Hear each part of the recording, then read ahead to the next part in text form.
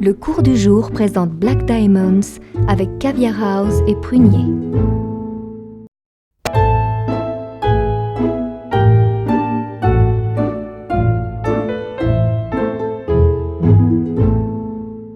Il faudra attendre qu'un acteur de théâtre allemand, Hans-Gerd Kübel, vivant en Suisse, et qui avait déjà eu la folle idée de vendre du foin cueilli à la main pour les animaux du zoo de Zurich, s'intéresse au saumon fumé.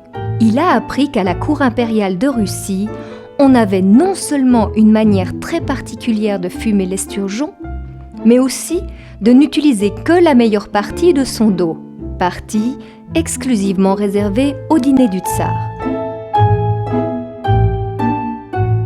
Cette procédure particulière, appelée baluc, consistait à caresser la chair du filet d'esturgeon avec de la fumée froide pour lui donner un goût subtil et une consistance exceptionnelle.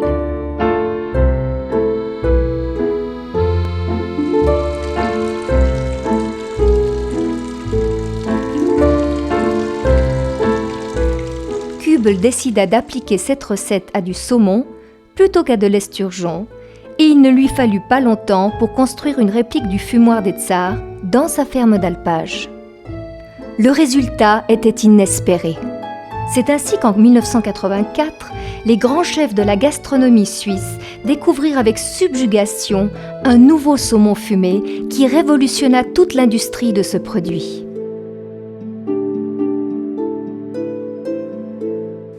Une entreprise dénuée de tout bon sens, du saumon de Norvège, acheminé sur des petites routes qui ne sont pas déneigées en hiver, au milieu de nulle part.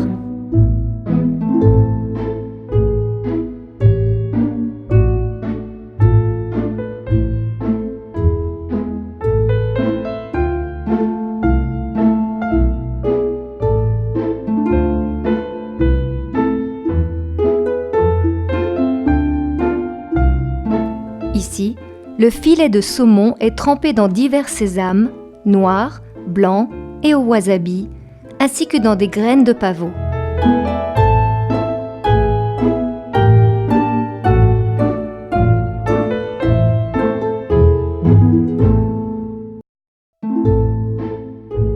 Le cours du jour présente Black Diamonds avec Caviar House et Prunier.